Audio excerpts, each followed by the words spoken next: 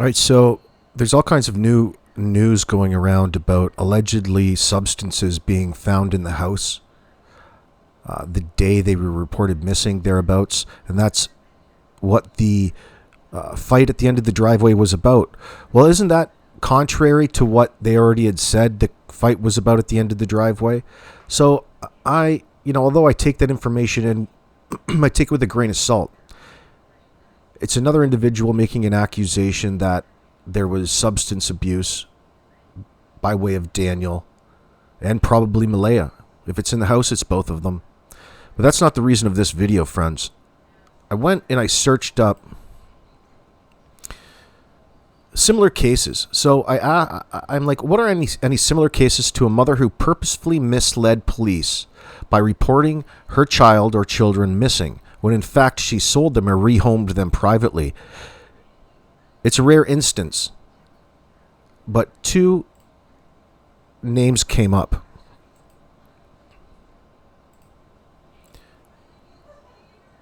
The Joslin Smith case in South Africa, which was from this year, they just, on May 25th, sentenced her to life, I believe, as a direct example where the mother was convicted of selling her 6-year-old daughter and reporting her missing. So we're going to take a look at that in just a moment briefly. Another case is Shannon Matthews out of the UK in 2008, involved staging a kidnapping for reward money, which is similar but not exactly selling or rehoming. So let's go over and switch to this Joslin Smith case. This is CBS News. So this was Thursday, May 29th, just recently. A South African court on Thursday sentenced a woman to life in prison for kidnapping and selling her 6-year-old daughter in a case that horrified the country. Joslin Smith went missing in February last year from her home in Saldanha Bay, a fishing town 85 miles north of Cape Town, and has never been found. Her mother, Raquel Kelly Smith, was found guilty of kidnapping and selling the young girl, reportedly for 20,000 rand, which is $1,100 in the U.S. Judge Nathan Erasmus ruled that Smith, 35, and her two co-accused, a boyfriend and mutual friend, also be jailed for life for human trafficking. They were all sentenced to a concurrent 10 years imprisonment for kidnapping. I'm also ordering the entry of your names into the Child Protection Register, Erasmus ruled. There's nothing that I can find that is redeeming and deserving of a lesser sentence than the harshest I can impose, he said. Erasmus said that the fact that Smith and her two co-defendants were drug users was no excuse. The Reuters news agency was reporting this. Smith was present in court, that's her on your screen, through the hour-long proceeding with an impassive gaze. Oh, she's a looker, isn't she? The judge said the mother of 3 was manipulative and had shown no indication of remorse or concern over Joslin's disappearance. Sound familiar?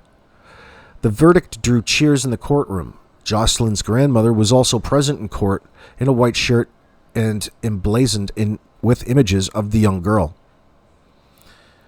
So here's some key details about the situation. Dramatic turns after Joslin vanished. Smith was initially a figure of sympathy when her child disappeared, similar to Malahya, sparking a massive nationwide search operation.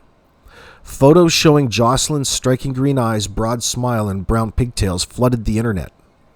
The case drew national attention, including from a minister who offered a 1 million rand, which is $54,000, reward for her safe return. But it took a turn when prosecutors alleged Smith sold her daughter to a traditional healer. Grind up her bones for baby parts? Oh my God, that's a horror show. The prosecutors alleged that Smith sold her daughter to a traditional healer who was interested in her eyes and fair complexion.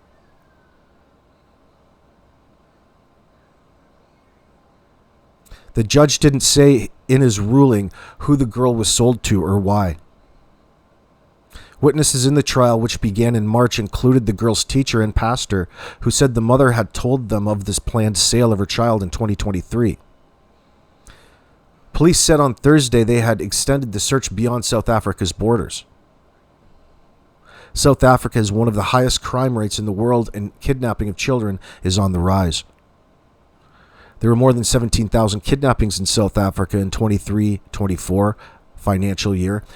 That's an 11% increase over the previous year, according to police statistics. The data doesn't specify the ages of these victims. Man, this is shocking. This is shocking. Kelly Smith, whose full name is Raquel Chantel Smith, was arrested and charged with kidnapping and human trafficking. Neighbors reported allegations that she sold Joslin for just over $1,000 in court testimonies, including from a neighbor and pastor. Confirmed plans to sell her children. A neighbor testified that Kelly confided in her about selling Joslin to a traditional healer for her eyes and skin. Baby skin shoes. And offered money for silence. Kelly was convicted on May 2nd, 2025, and sentenced to life in prison on May 29th, 2025, along with her boyfriend and another accomplice for human trafficking and kidnapping. The court described her as a manipulative and the mastermind behind the trafficking. Her daughter's never been found, by the way. And this is a picture of that poor girl on your screen. So what's interesting about this is that there's the mother and two accomplices. I wonder if we're going to see the same sort of thing in this Lily and Jack Sullivan situation. Two accomplices. Or is there three? It's interesting that she arranged this to happen just outside her home. Not in the middle of a busy shopping mall or anything. South African woman, this is from the BBC. I apologize for having to go to corporate media, but this is just citing the information after a search. So the South African woman convicted of kidnapping and trafficking her 6-year-old daughter has been sentenced to life in prison along with her two accomplices.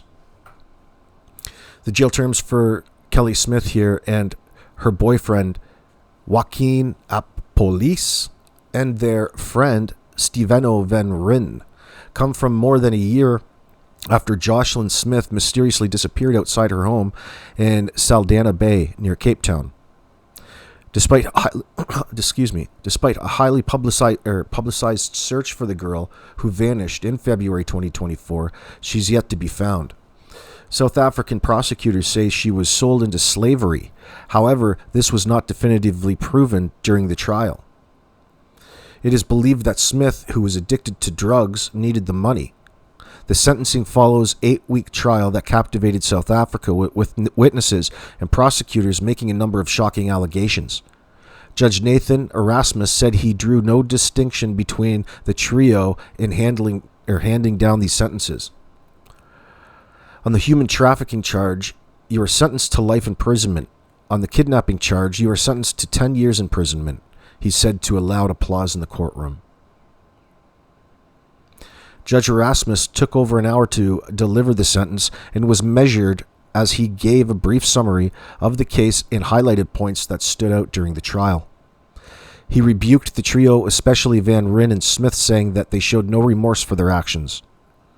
There's nothing that I can find that is redeeming or deserving of a lesser sentence, he said. So they're demonstrating similar disassociation from their children, especially in front of the media, obvious to see. Just like Malahya. He also spoke of the impact on their conduct had on the community of Middlepost, where the girl lived, saying it had left a residence fractured. Smith, 35, and her accomplice showed no emotion as their sentences were read out in the community center in Saldanha, where the trial was held to allow residents to attend proceedings. Police said the search for the little girl would continue even beyond South Africa's borders. We will not rest until we find out what happened to Joslin. We are continuing day and night looking for her, West Cape Police Commissioner Thembile told local media. Nice name. The National Prosecuting Attorney, NPA, welcomed the sentence and lauded the work of its team in proving that Joslin was sold and delivered to the intended buyer for the purpose of exploitation, namely slavery or practices similar to slavery. During the trial, the identity of the intended buyer was never revealed.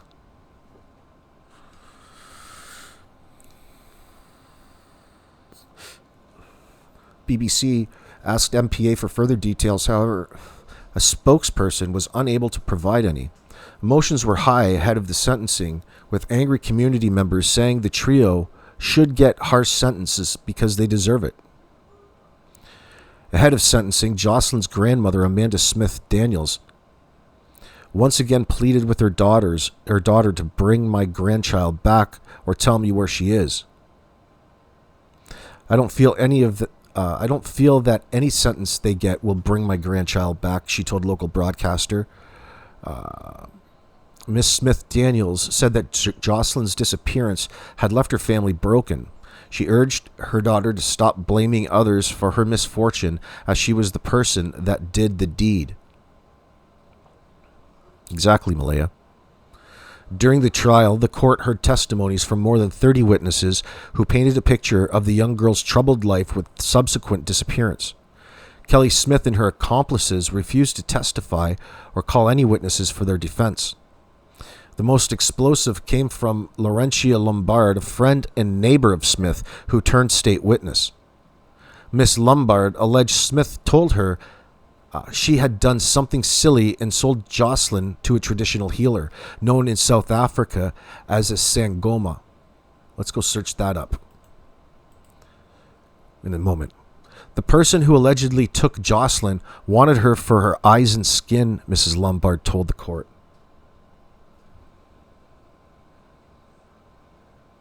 Oh, fuck, that's terrifying.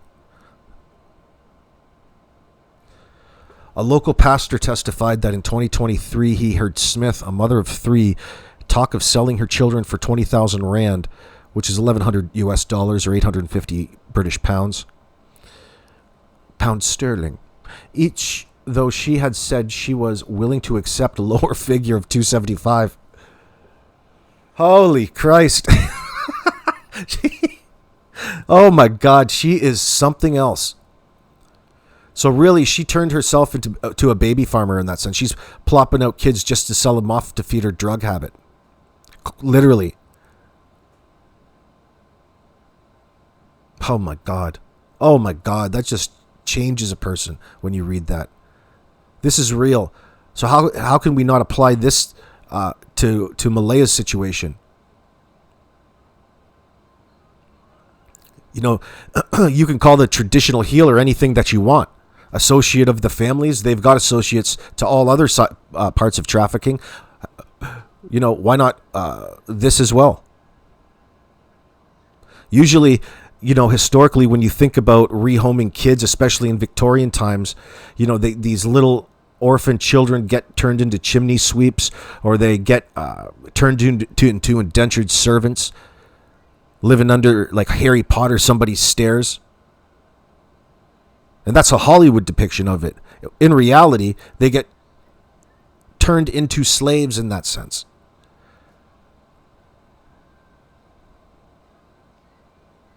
Fucking cold bitches. Joslin's teacher then alleged in court that Smith had told her during the search that her daughter was already on a ship inside a container and they were on the way to West Africa.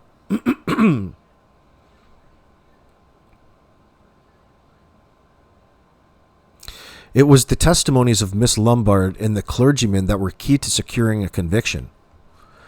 During sentencing hearings, Smith was described as manipulative and somebody who had bald-faced lies, reads here. A social worker appointed to compile a report on Smith and her accomplices went so far as to say it would not be a stretch to conclude that Kelly Smith is the mastermind behind the trafficking of her own daughter. How about the market that it went to?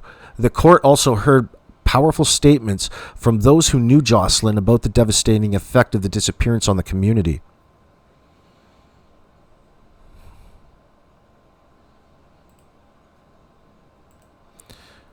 Right, so here is Sangomas. Sangoma is a traditional healer, particularly among the Zulu, Osa, and other Nguni societies in southern Africa. They're highly respected figures who diagnose and treat illnesses that can be physical, mental, emotional, and spiritual.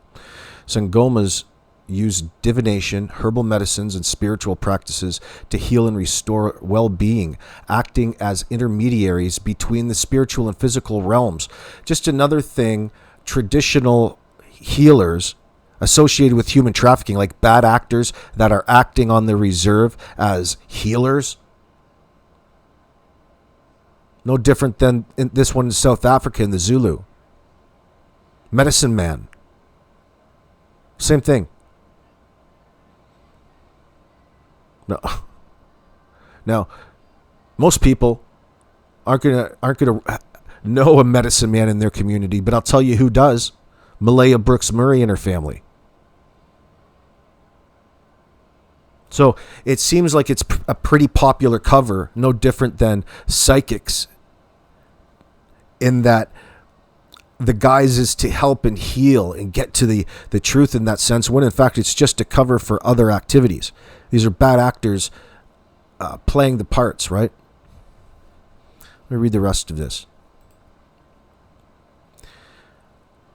Sangomas use divination, herbal medicine, and spiritual practices to heal and restore well-being, acting as intermediaries between the spiritual and physical realms.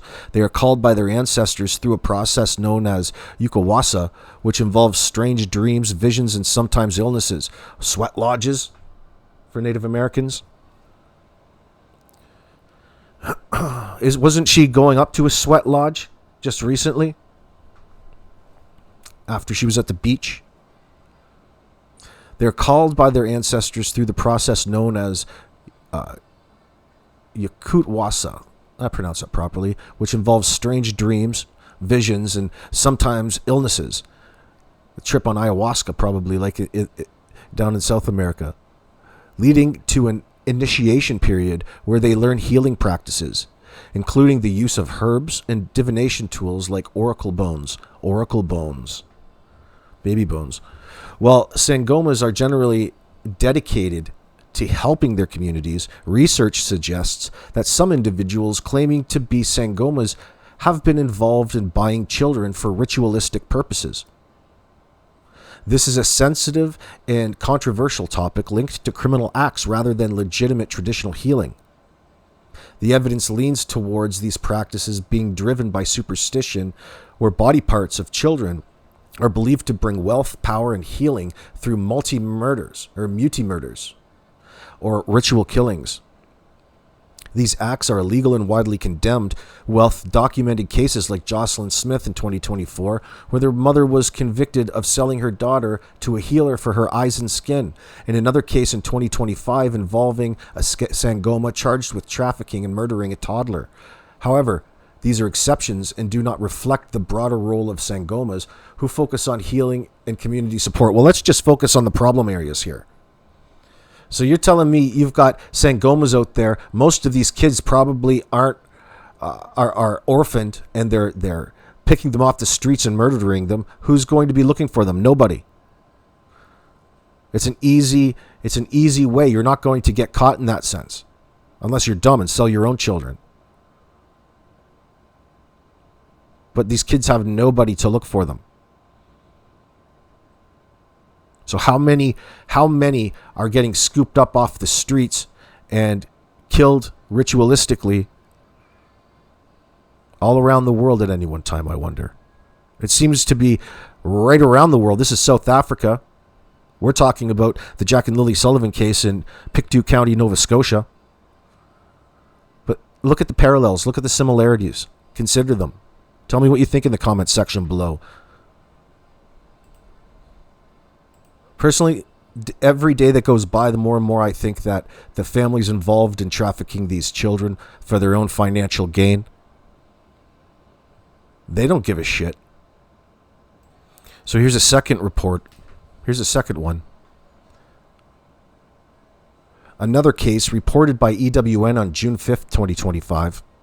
This is just recently. Involved Sibokoani Keoiania. Easy for me to say. A Sangoma, charged with human trafficking and the premeditated murder of 2-year-old boy, allegedly sold by the child's mother for 75,000 rand in 2024. The mother reported the child missing in November 2024, and both were arrested, with community protests highlighting the severity of this crime. This is a separate situation.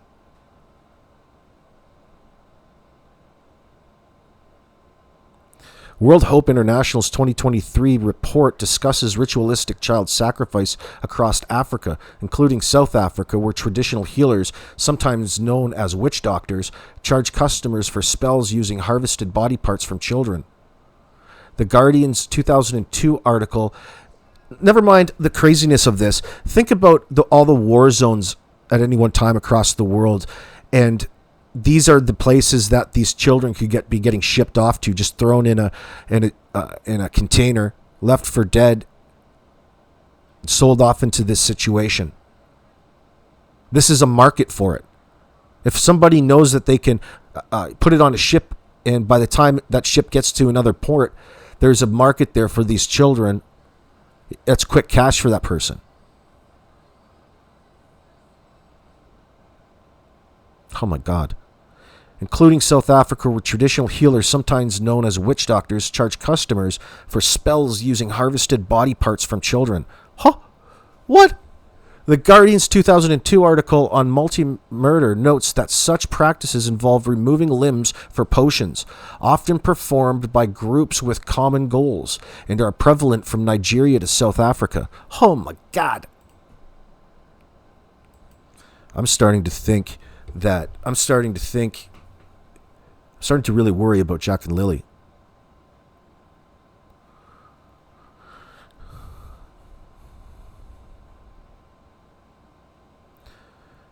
The whole reason, possibly, that they called the RCMP to report them as wandered off into the woods and really impress upon them that that's what they feel that happened. And the kids are never to be found again. That sort of situation, if they sold their kids off to a broker like that, that fits. That's their excuse. It seems so weird and unfitting compared to all of the other rehoming scenarios that we thought. The people who think that they're staying private to themselves because they're such proud Native Americans in that sense. Bullshit. They're oppressed, full of hate and anger, generationally. I can't fucking believe this.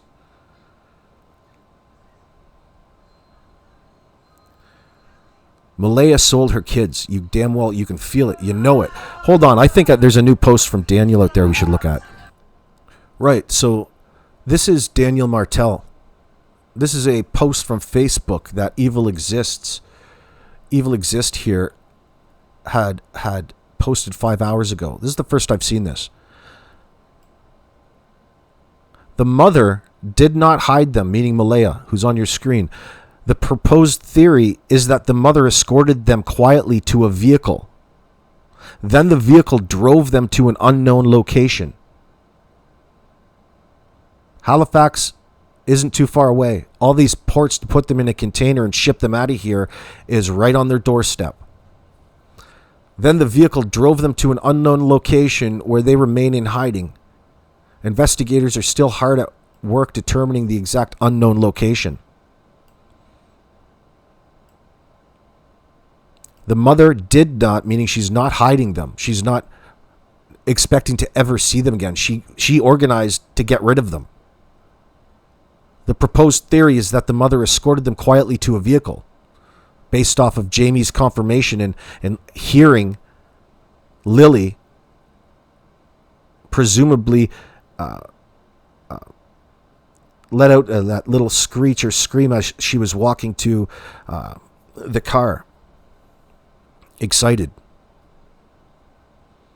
That woke the dog, that signaled Janie to take notice of this happening, therefore being able to testify.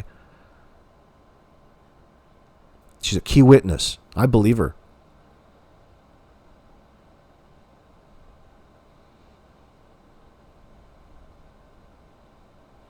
The mother did not hide him. The proposed theory is that the mother escorted them quietly to a vehicle. This Malahya Brooks Murray, in my opinion, is one evil woman, and so is the people that helped her, meaning Cindy Murray and whoever else is involved. Her brother, I don't know what his name is. Douchebag? Friends, let me know what you're thinking about all of these new developments. Peace.